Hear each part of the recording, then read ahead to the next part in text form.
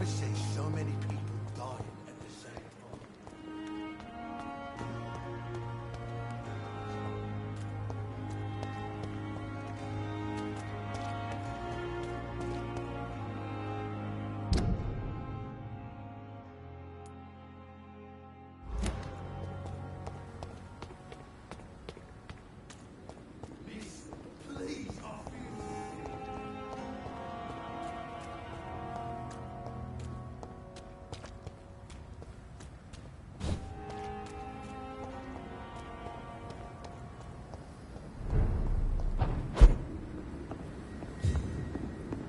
It's locked.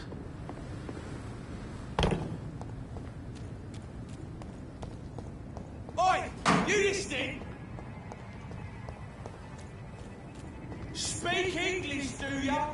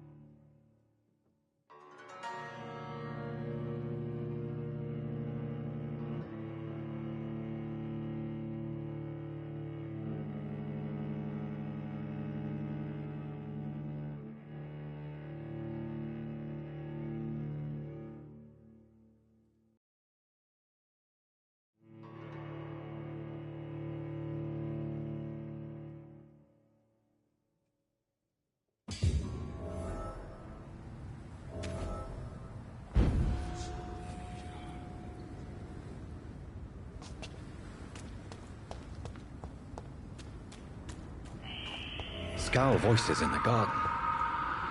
I should investigate. If they were to find somebody.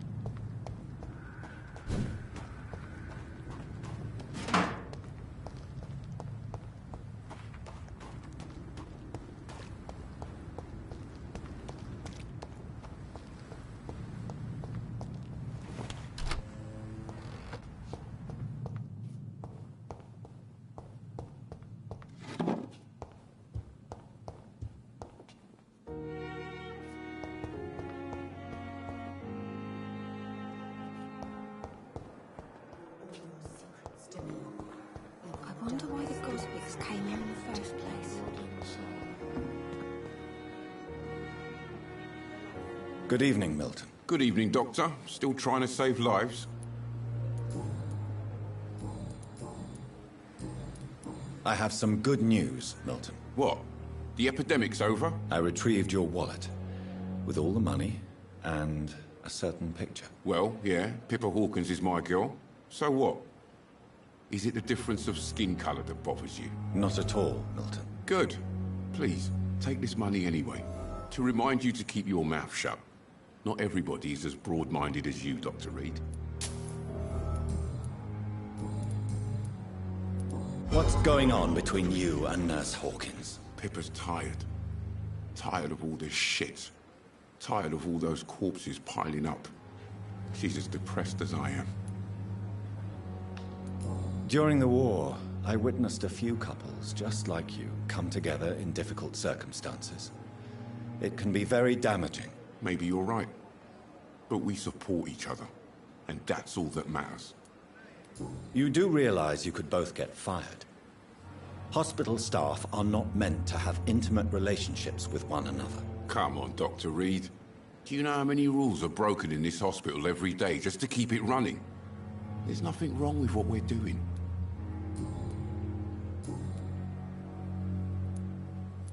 Goodbye, Milton.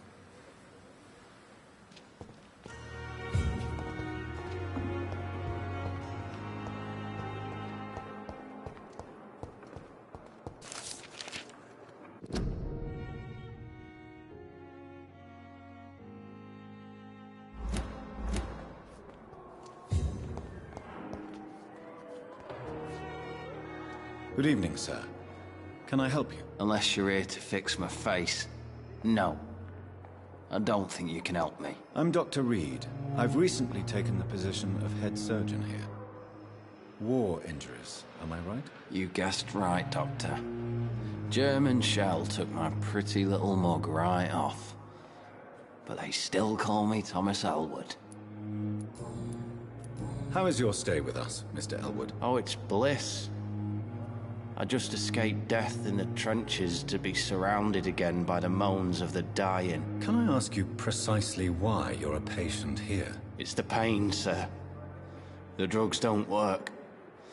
It just hurts under the scars, if you get my drift. Can I do anything for your pain? Nurses gave me a bunch of pills. No effect. Told you. It's like the flames are under my skin, burning away. Who is treating you? Is someone in particular looking after your case? Nobody since the old and tired doctor spoke to me. Started to think I was forgotten about. Wouldn't blame you. You don't seem worried by that. My face hurts so much more when I smile or cry. I've learned it's easier not to speak. But be assured I'm smiling inside. Why do you feel responsible for the injury, Thomas? What really happened? I wasn't disfigured by any German shells. It happened during my leave. It was an accident. Why lie about it? Come on. It's one thing to come back disfigured by the Germans, and it's another to get injured in an accident that could have happened to anybody. You know you can't hide forever. One day you'll have to face your loved ones. Until that day, you have no chance of real recovery. My friends all died in the trenches. It's shameful enough to be alive with these stupid scars. I don't want my children to see me like this. Tell me what really happened then. I went with a whore in Rouen. Dead drunk I was. The hotel was a shithole. There was a fire that night. Did you start the fire? Were you trying to avoid going back to the front? That's not uncommon, you know. No. It's just that I was asleep when the flames reached the room. The girl was long gone. Bitch never woke me up. Left me to burn.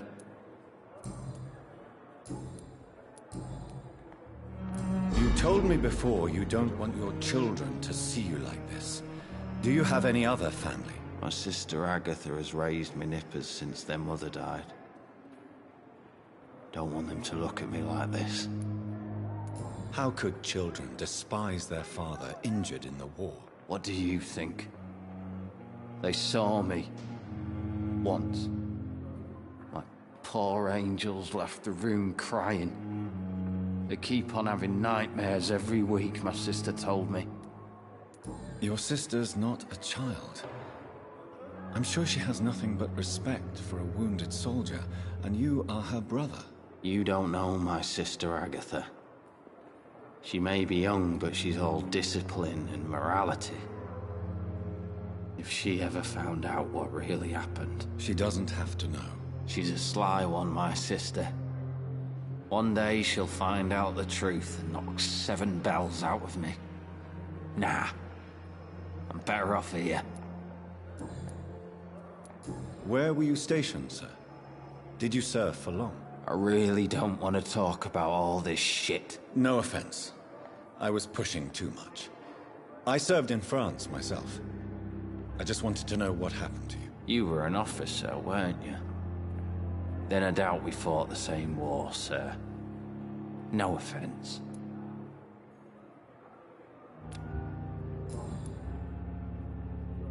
Goodbye for now, Mr. Elwood.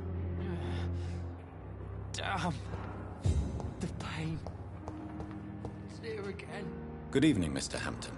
How do you feel? Dr. Reed, is it? Oh, sir, I must apologize for my behavior. What do you mean? I was not myself in the factory. Fear and exhaustion made me say awful things to you, I'm afraid. You remained perfectly nice and polite. A little delirious, perhaps. But who wouldn't be after enduring an abduction? Thank you, Doctor. That's a relief. Now all I need to do is rest and return to my flock. How did you end up in William Bishop's den? I had received alarming news about his recent behavior. I went to his place and he refused to let me go. Why did he abduct you? William was an alcoholic. His addiction suddenly changed to blood. I don't know why. Just like a patient I met here. This Miss Hawcroft. You dared to enter this awful place alone. You're a hero, Mr. Hampton. Or a fool. I'm just a man trying to help his friends, Dr. Reed. William Bishop was a conflicted soul, searching for light. Do you know Tom Watts, the bartender from the Turtle? I met him before I found you in the canning factory. Tom? Yes, of course. Always the helping hand, good old Tom. Without men like him, corruption and despair would have wiped out the East End long ago. People are still in despair. How could it be otherwise? The authorities have left us all to rot in this contagious nightmare. No drugs, no advice, nothing. It's a damn shame. Who should I avoid in this part of town, then? Any particularly evil figures? Not really. Most men and women are just doing their best. And it's not my habit to speak ill of people I know, Doctor. What is the general situation in the East End docks? The situation has always been tough, with a lot of tensions between the gangs and the Dockers' trade union. The Wet Boot Boys are very nervous since they lost their leader. Who leads the gang now? Since Clay Cox went missing, it's his wife Edwina who runs the show, with the assistance of her minion, Booth Digby. Has the gang been threatening you? Ah, no. I've had this nickname for so long, you know, the sad saint of the East End. No one dares to bug a saint, not even criminals.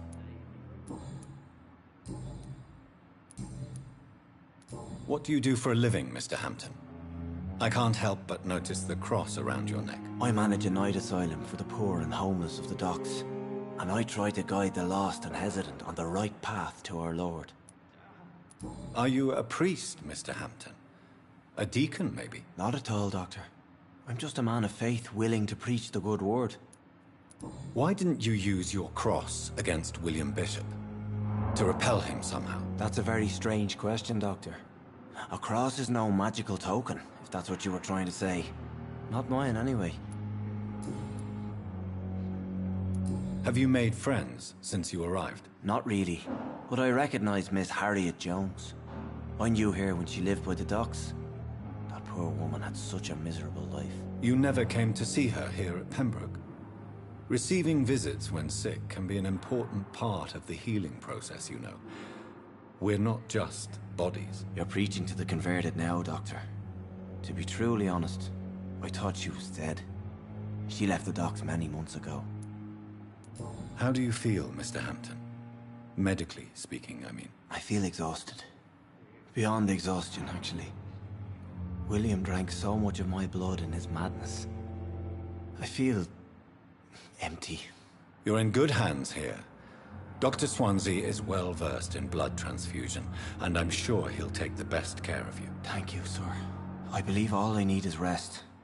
And then I can go back to the people who need me. Goodbye, Mr. Hampton. We'll talk again later.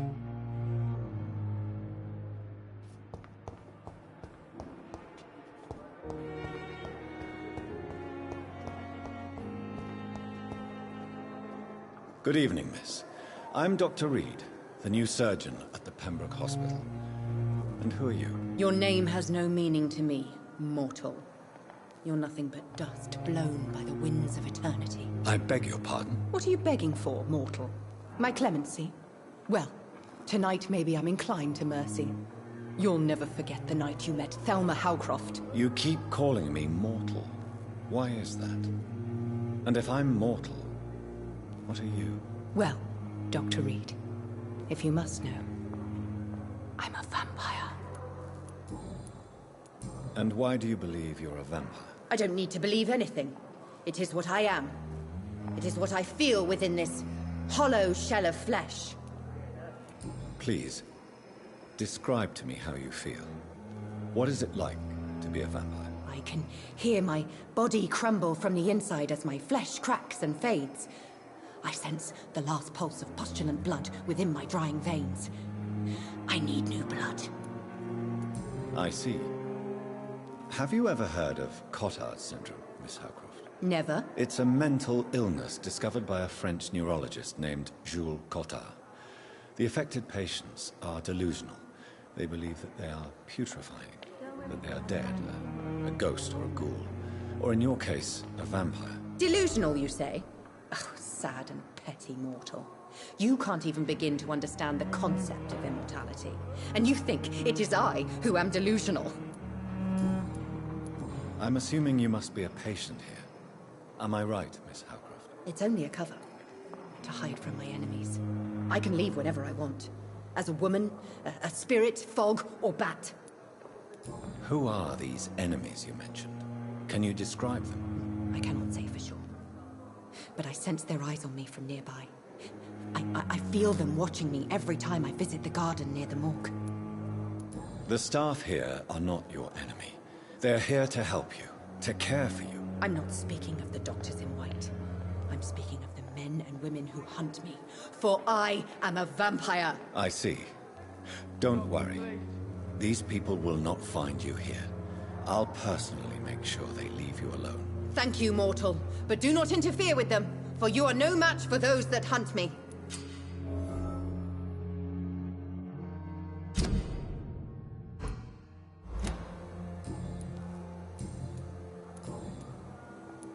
Who are you really, Miss Howcroft?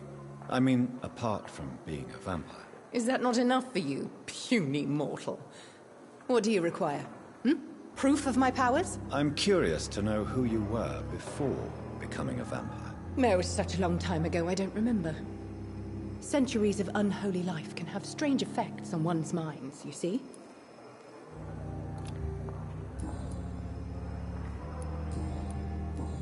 I'll leave you, Mistress of the Dark, to your nocturnal activities.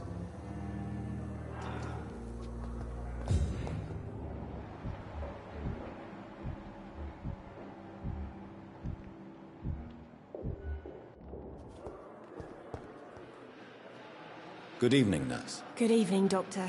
I don't think we've been introduced yet. My name is Pippa Hawkins. And I'm Dr. Jonathan Reed. Dr. Swansea has recently offered me a position in this hospital. Well, it's a euphemism that your help will be appreciated, Doctor. How would you describe the situation at the Pembroke Hospital? It's serious. The flu is wreaking havoc amongst the staff and patients. We are running out of everything. You must get a hold of yourself, nurse. Sorry, I'm exhausted. No one has any idea when this epidemic will be over. Nurse Hawkins, the Spanish flu won't last forever. Even the Black Plague didn't kill everyone. I wish I could believe you. But what if this epidemic was worse? What if in the end, nobody was spared? How long have you been a nurse? Well, long enough to see that the epidemic is winning. And no matter how qualified you are, don't tell me you'll change that. You're right. When dealing with such a terrible disease, one must remain humble. But that doesn't mean we shouldn't try our best. Sorry, Doctor. I don't want to sound bitter, but I'm just too tired to give a pep talk like Nurse Brannigan. How is the Pembroke staff coping with the epidemic? Well, not well. Milton, the ambulance driver, is even more grumpy than usual, especially concerning doctors. Why is Milton grumpy on a daily basis? Is it just an act? Milton's not the kind of man who's bothered about a bad reputation, whether he deserved it or not. Why does Milton dislike doctors? I don't know. Just ask him. But be warned, Milton is not the chatty type. Pepper, I know you're very close to Milton Hooks. Yes, Milton Hooks is my man. If you want to report me for that, just feel free, Doctor. I have no intention of reporting you, Nurse Hawkins. But are you aware of the risks? The rules say I won't be allowed to work as a nurse anymore. But here at the Pembroke, we break rules all the time. Is he worth the risk? Hey, I'm no perfect woman, and Milton is not the finest bloke. But we do our best to get by. That's all any of us can hope for nowadays.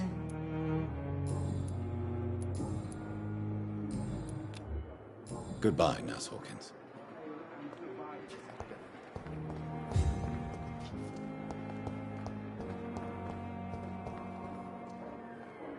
Good evening, Doctor. I believe we're going to be working together. Dr. Reed. Dr. Swansea informed us of your arrival, but I could not dare to believe we'd have such good fortune. Such an honor, sir. Thank you. And you are? I am Thoreau Strickland, Dr. Thoreau Strickland. I'm a great admirer of your work, Dr. Reed. Please, could you tell me something about yourself? I'm a great admirer of your work concerning blood transfusion, Dr. Reed. I run my own experiments. I'm convinced it's the future. What made you choose to be a doctor? I'm not ashamed to admit you and your work have inspired me. I am honored to have the opportunity to work by your side. I'll give you some advice, but understand that nothing beats practical experience, which can be exhausting and solitary work. Of course, sir. And don't worry, I will never allow myself to be a burden, neither to you nor this hospital. I based my technique on my mentor's research. He helped me perfect my method. What is yours? I'd rather not talk about it. For now, it's just theories and first approach. My process is purely experimental and unsuccessful. As long as you're cautious and methodical, you may remain empty-handed, but you won't fail. You're not the first one to warn me, but I am convinced knowledge is the main weapon against the ravages of this epidemic. What can you tell me about the Pembroke? Well, it has always been an honor to work with Dr. Swansea. But with your arrival, I can't think of a better opportunity to learn about blood transfusion. You seem quite optimistic.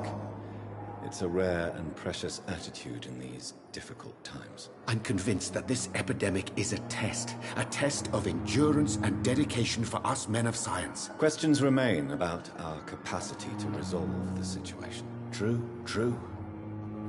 Last summer, during the first wave of the epidemic, I used to joke with Milton about the extra work. We're not smiling now.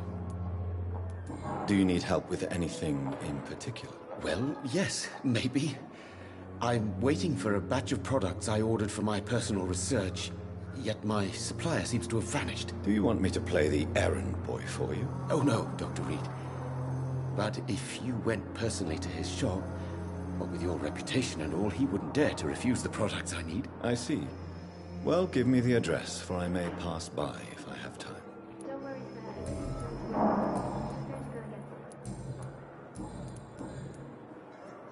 Tell me more about your willingness to experiment with new medical techniques. Harvey Fiddick is a patient suffering from a severe injury that could cripple him if not treated correctly.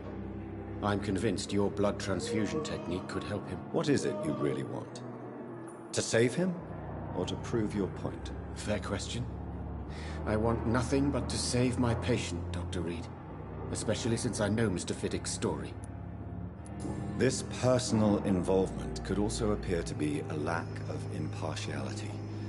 You must know that a good surgeon must remain neutral. I agree. But that does not excuse Dr. Ackroyd's behavior. A man who did not even take time to converse with his patient. Do you think keeping his distance was a mistake? All I know is that I'm taking care of human beings with desires, hopes, and fears. Not some biological machine comprised of blood, bones, and flesh. Tell me Mr. Fiddick's story. Our first diagnosis was compromised because Mr. Fiddick lied to us about the real origin of his injury.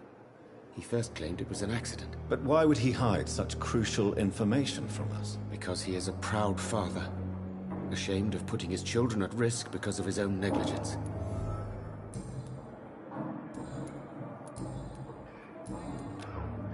Goodbye, Dr. Strickland.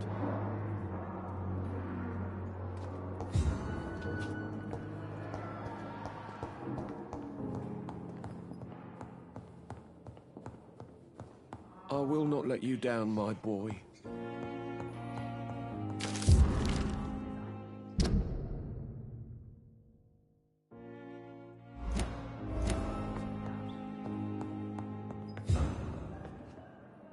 Good evening, sir.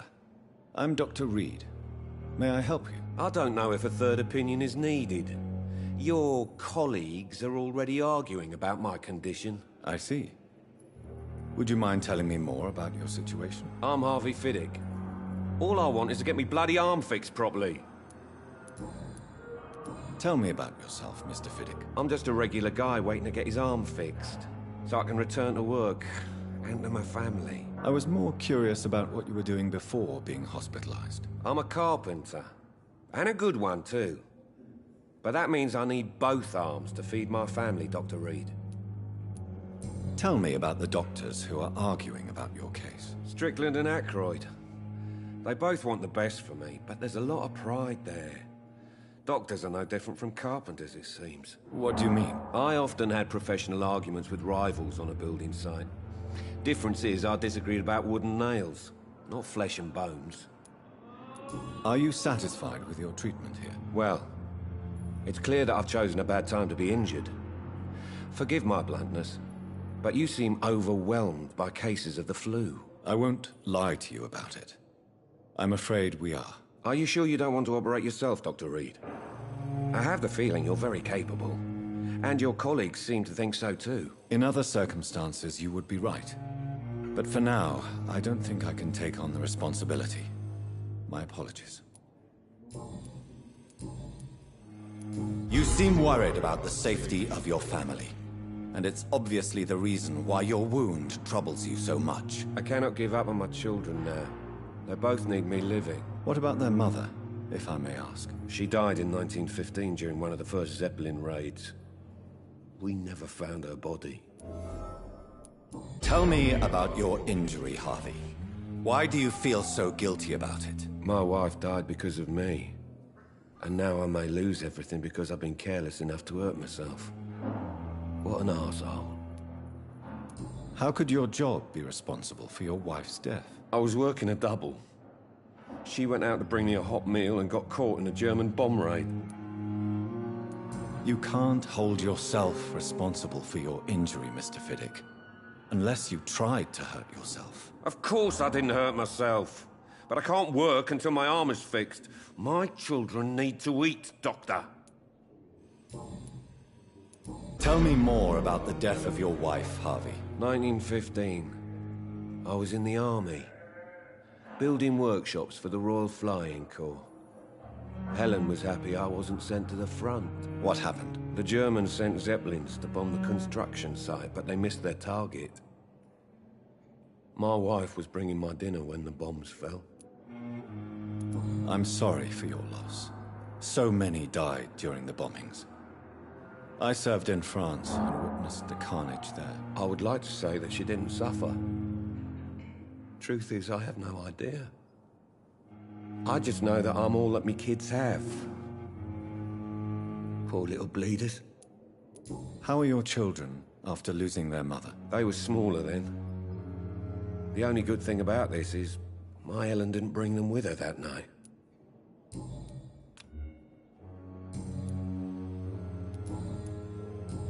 Goodbye for now, Mr. Fiddick. I'll see you later. You always knew the words to calm the children, Ellen. As for me, what a blundering idiot.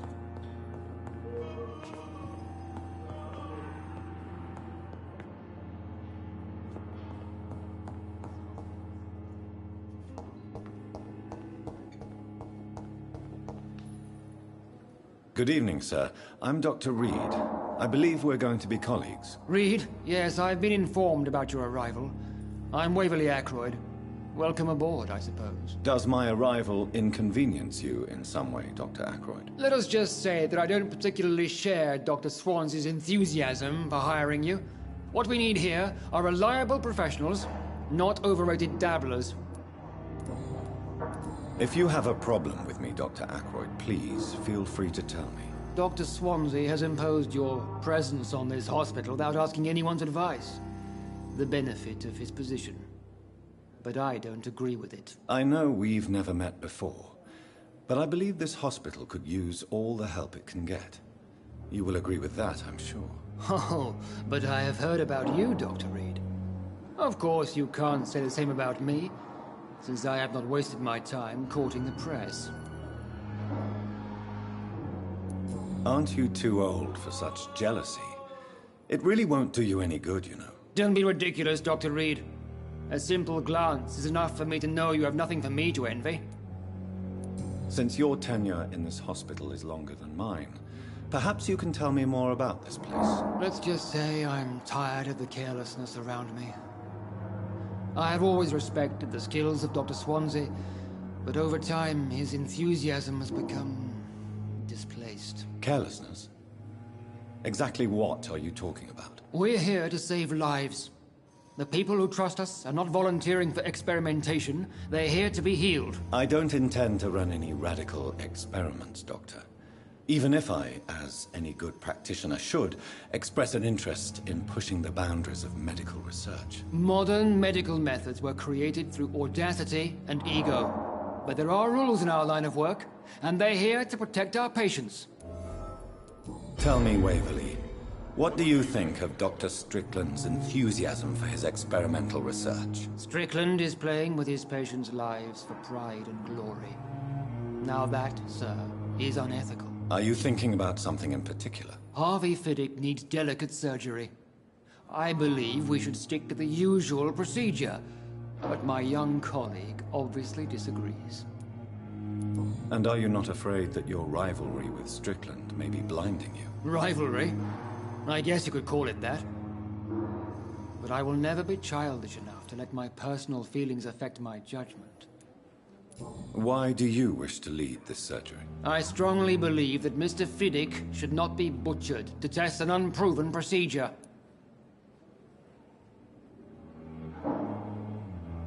I really hope you're right about this, Dr. Ackroyd. I'm trusting your judgment on this. I'm not the kind of man who runs away from his responsibilities, Dr. Reed. There is no need for you to be looking over my shoulder.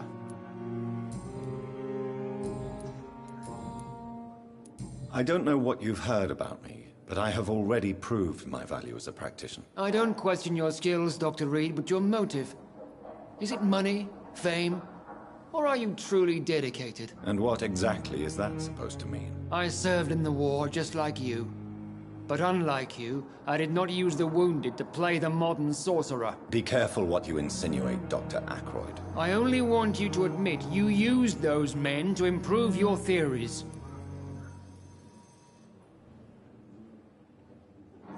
Knowledge has always been and will remain our main weapon, and it has always come at a price.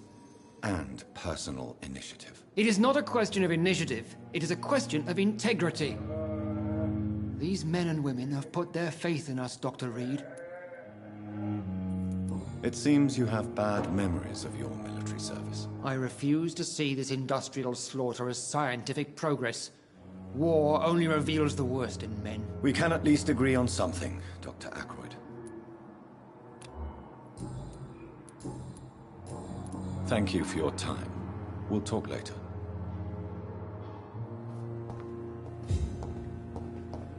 Thelma Howcroft said she was being watched by vampire hunters. Where are they hiding? I should investigate.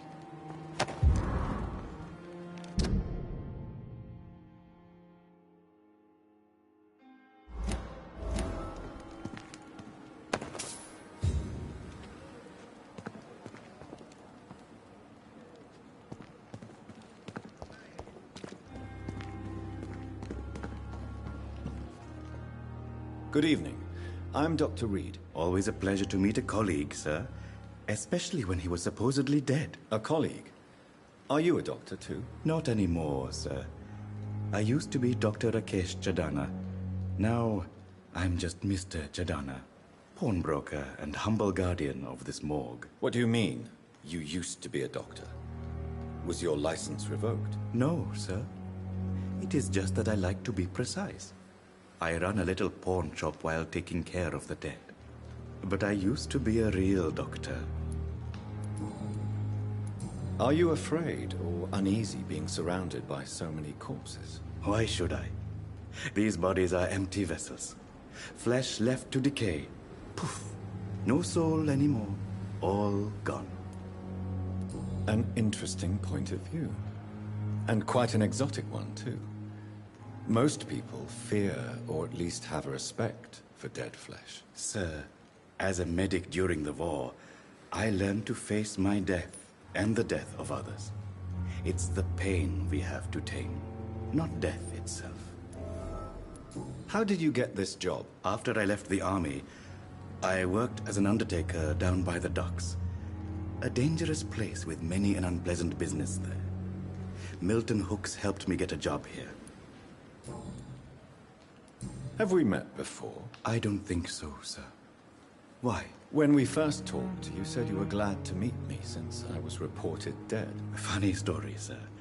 Your sister came here a few nights ago. You were missing, and she was looking for your body. She must be very relieved now. Do you work here alone? Yes, very easy work, sir. All I have to do is watch a few bodies. The situation was very different when the main morgue was still open. Why do you have to watch these bodies? Because these poor fellows have no names. We keep them in case someone comes looking for the missing. Sadly, very rarely happens. Why close the hospital's main morgue? It was for sanitary reasons after the beginning of the epidemic. Cadavers had to be moved to the nearest mass grave.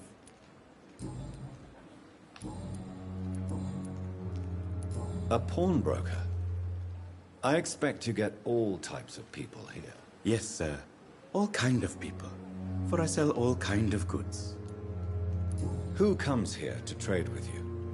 It's very unhygienic, even unsafe. Diseases can spread. For the customers, for the hospital. I'm very cautious, sir. I've been a doctor, remember? And all my clients are good people. In fact, I think I only know good people. What kind of goods? With the quarantine, it's not always easy to buy things. So I trade, I exchange. Some people sell, some others buy. I like to help.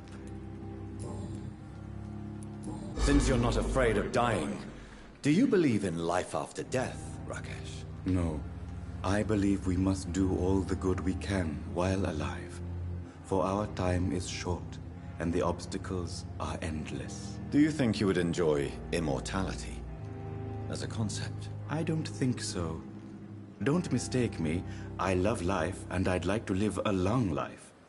But everything has to decay, sir. Even goodwill. Do you really believe goodwill cannot last? As I said, sir, everything decays. If I was to never die, goodness, I would be bored or worse. And I like to be helpful, sir. Quite depressing, wouldn't you say? Yes, but the good news is, we'll all die before losing our humanity, sir. So you're ready to die? No, I am not. I don't fear death, for I won't see it. What troubles me is the pain my death will inflict to those I know. You're a wise man, Mr. Chidana. No, Dr. Reed. I am a foolish man. But I like to think otherwise.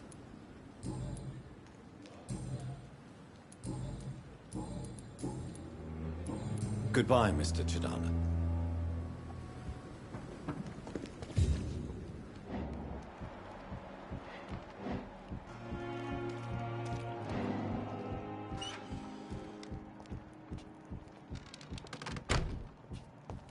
I'm sorry you ended up on my plain and cold medical bench.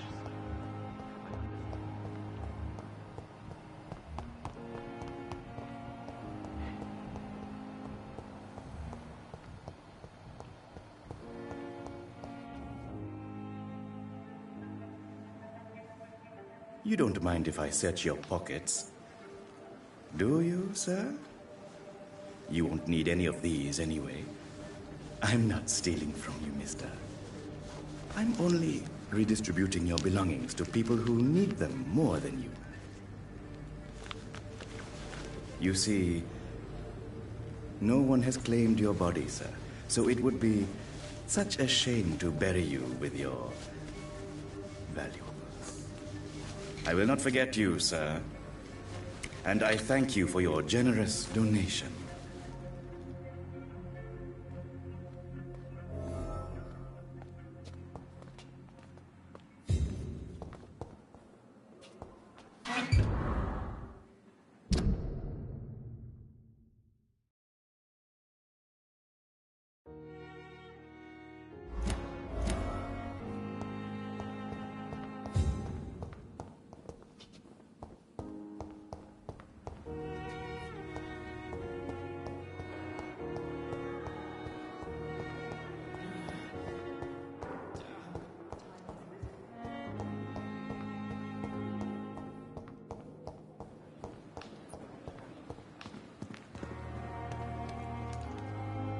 Good evening.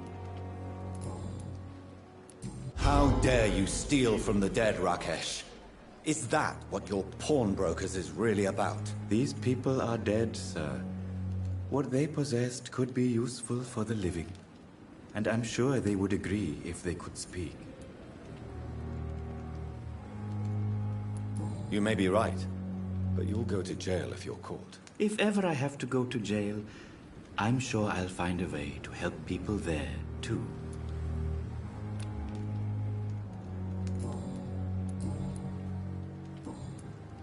Goodbye, Mr. Chidana.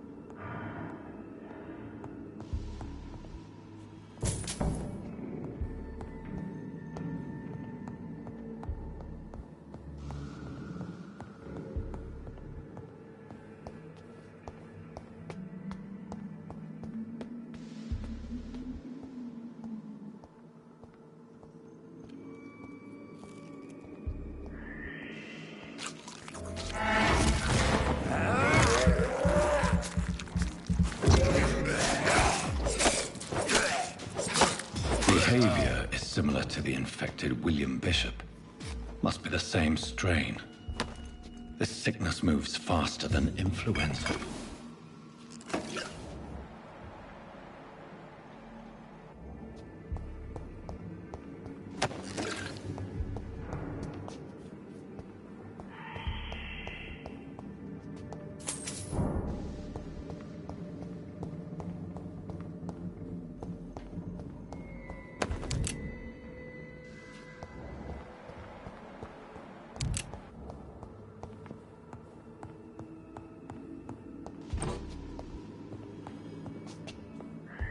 This key will surely grant me access to the basement.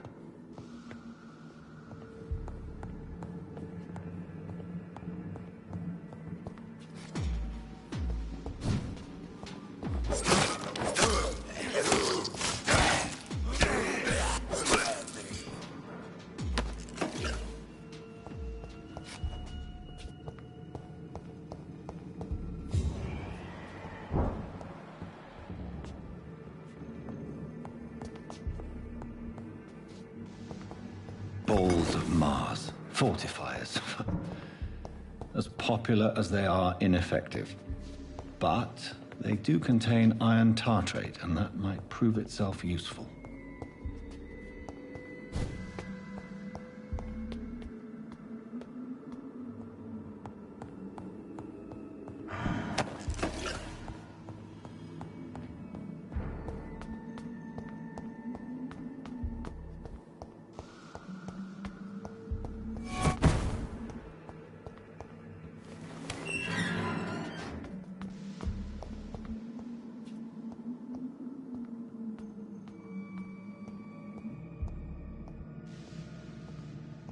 These skulls feed from corpses and the husks of animals. Enter the pot.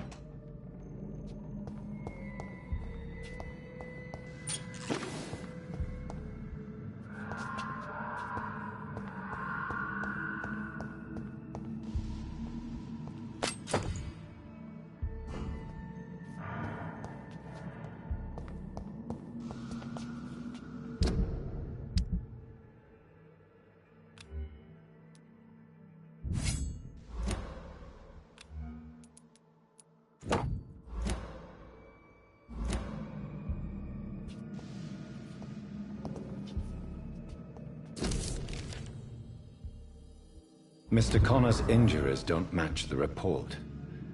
I'd better look into this. Traces of a pinkish foam at the corner of the lips. Some sort of drug overdose, perhaps? Multiple abrasions and scarring on the arms and legs. Old and distinctive injuries of a sailor or a fisherman. The chest was originally opened to perform the operation. The sutures are clean, but the chest has been reopened. A puncture over the left lung, possibly a chest tube insertion. Not the cleanest work, but I think it was successful. Signs of internal bleeding. So, Dr. Tippett's anesthetics were incorrectly dosed, causing the patient's death. And then he tried to operate on him again. Tippett has made an egregious error. It's time we talked.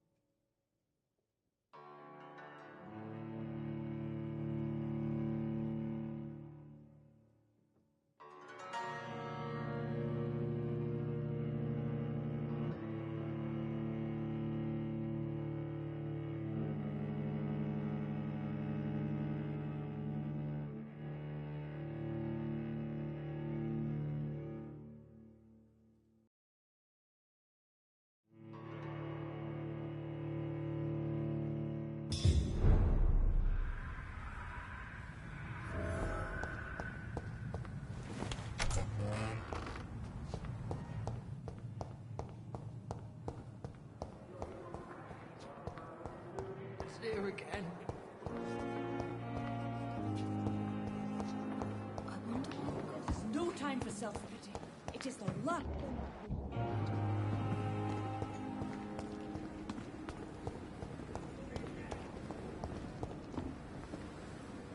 Good evening, sir. So it is true. The famous Dr. Reed has joined us. I can't think of any better news during these terrible times. Do we know each other? Actually, yes. We met once before, at the Rockefeller University in New York. Dr. Tippett's, yes, I remember. I was assisting Professor Carell in his research about coronary bypasses. He had nothing but praise for you. He was also very confident about your future. And look at you now. Eminent surgeon and blood transfusion specialist. What is the Pembroke Hospital situation? And please, speak freely. This hospital is not exactly the best of London. I'm sure you are used to working in a better environment. It's not exactly the best situation in London either. I can't have expected this hospital to be prepared for what was to come. Don't be misled by appearances, Dr. Reed. This hospital does not lack talented people. It just lacks hope. What can you tell me about the staff in the hospital? Some are really good, and others are not so good. But during this troubled period, there is no time for slander. I prefer to focus on the positive character traits. Tell me more about cherished people, then. Nurse Brannigan is a pearl. She is the most helpful and dedicated nurse I've ever worked with. A clever and cheerful woman. You really seem to admire her skills. I'll go even further. If she was a man, she would be a damn fine practitioner.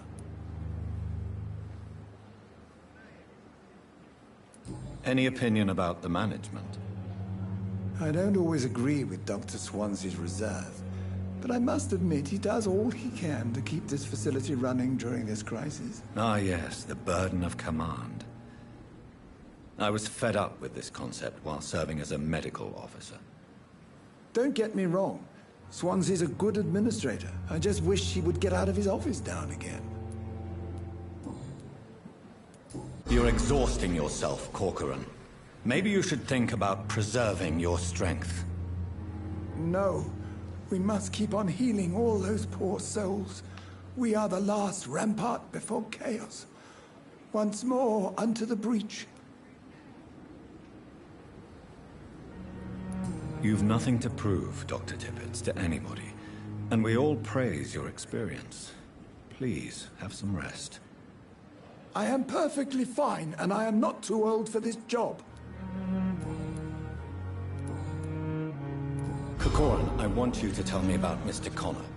How did he die? What happened? He was my patient. He died because of my mistake. That's the blunt truth.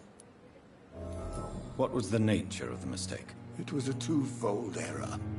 My diagnosis was wrong, and the administered dosage was too strong. Who was this patient? I don't know. Some sick man from the docks, maybe a fisherman. I had no time to talk with him. No one claimed a body. Why not stop practicing? Are you mad? I killed that man, I admit it, and it won't happen again. I have saved so many lives since then.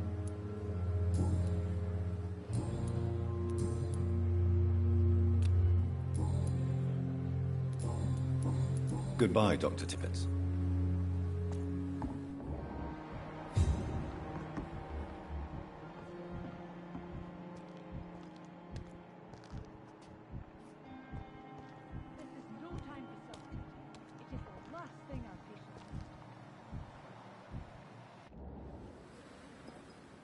If only I were young again. Just a dozen years or so.